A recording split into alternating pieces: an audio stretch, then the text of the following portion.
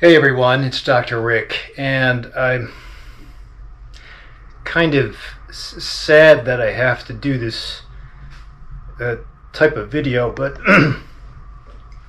there are some of my healthcare workers that have to isolate themselves, and I think it's important for 2 weeks, if you have to isolate and pay for your own hotel room or your own basement. If you're lucky, you have a basement, a place that you can stay away from everybody. If you're not so lucky and there's other people in the house that are immunocompromised, you got to bite the bullet and find a safe hotel room close by. So, from my times of having to review for my board exams, I remember secluding myself and finding that I would be really stir crazy.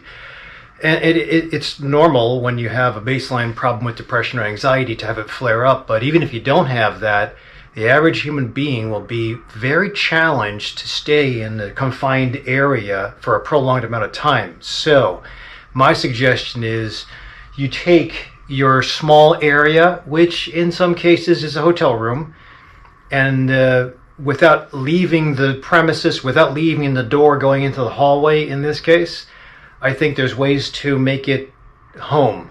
So, I've divided, if you see, I've used my pre-wrap tape that I use for injuries and ankle sprains to section off different parts of this room. This is what I would do, especially if you're stuck in a hotel room. So here is my kitchen. So that's where I sit. My dad here working with me, and my mom, and my hygiene stuff.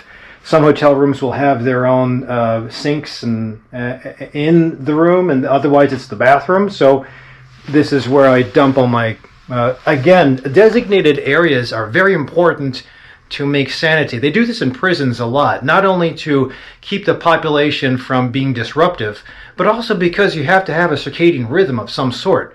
Mandatory lights out. Check out my video as far as 4 rules for living together. Mandatory lights out, quiet time, chow time, activities time, TV time, prayer time. So this will be where I dump off my stuff as I enter. I'm supposed to have a coat rack here, but I don't.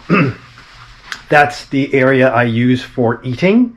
And then we go over to, once I hit this area, and I assume that I'm going to be here, if this is my room, 3 times a day, and maybe a snack. So you don't break this seal until it's time to eat. And try not to snack until it's snack time, because again, if you keep this is very draconian, but hey, so is this whole concept. If you keep this very regimented, you'll look forward to eating. You won't snack all day. Yes, we'll probably lose a little bit of weight if you don't eat all your supplies. And you'll look forward to the time that you have to eat because, I'm starving, now it's time, because it's 12 o'clock, not a minute before. So here is my workstation. So the workstation includes your keyboard, your stuff if you are internet-based. And again, I cordoned it off. Sometimes if you're an artist, you can draw, put your easel over there, your phone, my phone's over here, work stuff. My incense is over here, but I kind of blow that or burn that when I'm in dire straits or when I want to calm and there's no other doctors in the room. This is the workout area. So I don't have much equipment because I brought it all home for the kids to use. But what little I do have, this is kind of bordering. All my ropes are bordering on my sleep area. I'll talk about that in a second. But designated exercise area. So try to imagine if you're in a hotel room, you don't have to put the tape down, but if you can have imaginary lines about where your exercise place would be, you can certainly step into exercise if you have to outside the usual time period. But if you keep it to a designated time and you hit that time 15 minutes, 15 minutes daily at a certain time. Usually if you exercise in the morning, it's a lot easier because you can get your cortisol going, you can get your hormones going. It's a nice way to rejuvenate, and maybe you have a cup of coffee before that, but that's the exercise area. This is where I change, so I guess that's my, well, I don't know what you want to call it, but that's where I change. This is where I might take some time to do some recreational reading. So it's not necessarily my escape from stress, but it's definitely time to sit and take a break, because this is not break time. This is work time. And please try to avoid watching news, because I put the screen on to enlarge at one of my meditation timers. If you haven't checked it out, I have a page on YouTube with Dr. Rick meditation timers. All of them run about 10 minutes. I probably should have added to them, but I let that one alone for a while. However, I'll be adding to them because it does help calm instead of looking at your screen at night and then finding more COVID information, which is so depressing. I think if you end the night, your day, with a calming practice, even if it's not you doing the meditative 4-7-8 breath, but just watching something like nature, it'll get you in the mood to sleep, and then you'll have a better sleep. You might have really profuse dreams, but that's what you want. The brain needs to do that. So downtime. Try to avoid too much news if you can avoid it during the workday. So recreational reading, I will keep over here. A little coffee, that's fine. This is my usual studio stuff, and I can put this anywhere I want. And this would be if you need a break, and most hotels do have an area where you can sit and maybe see nature. So that's my nature. It's not really spectacular, but if you focus on something like that field ahead over there, or the clouds if it's a nice sunny day, or squirrels, or I'm sure this tree is going to start budding soon. It's an apple tree.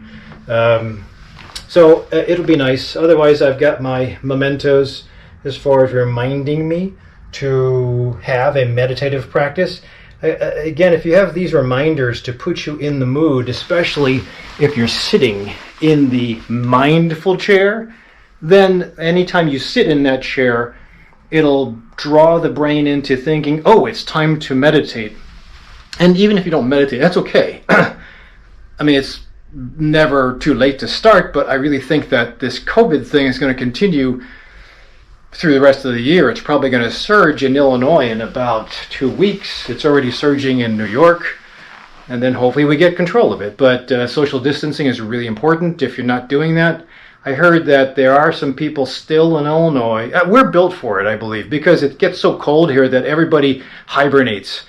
But sometimes to break the monotony of hibernation, we go out on a weekend and go into small clubs that are jam-packed, or bars, sports bars especially. Cannot do that. And if I see people playing on a basketball court 4-on-4, that's not social distancing. I don't care how young you are and how healthy you are, there's still young people dying. So you have to be careful. And I didn't mean to inject that idea, but now, if you have to take some time off and this doesn't do it for you, then mask up, glove up, and head outside.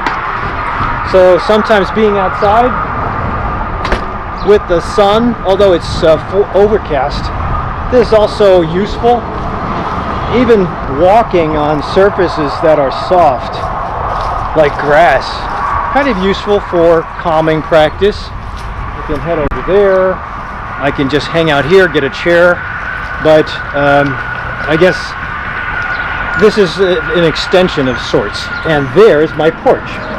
So in case I need to de-stress from the day, and then we go back in.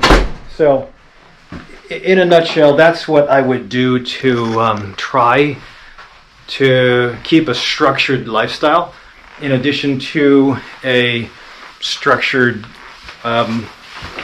schedule during the day. It's the only way we're going to get through this. Now, that's for my first responders and my physicians and my nurses, ancillary help that have decided to take the onus on their own and go somewhere else aside from the house. Very honorable. I think it's a necessary evil, but you know, just isn't fair. I'll probably be doing a quantum shift video, but being beaten up, being in the healthcare industry for decades, and then suddenly coming to the rescue after being beaten up and burned out, just doesn't seem fair. But The calling we have was to serve, but we were never taught to be taken advantage of. That's another story. I'll put it in my quantum shift video, so check out. When I do it, I'll put a link down below. But for the time being, for those of you who are secluding yourselves in isolation, I think this will get you through. If it's 2 weeks, it's 2 weeks, but one day can be long enough for a lot of people. So try to pace yourself, keep to a regimented schedule.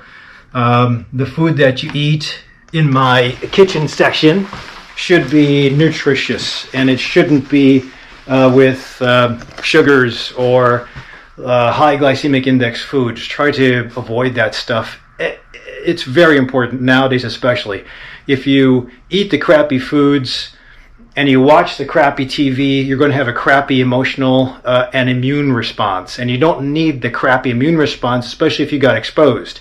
I think most of my patients will survive this crap because they're already on the road to being healthy, and I think just that investment makes you strong on the inside, and that will jack up your immune system.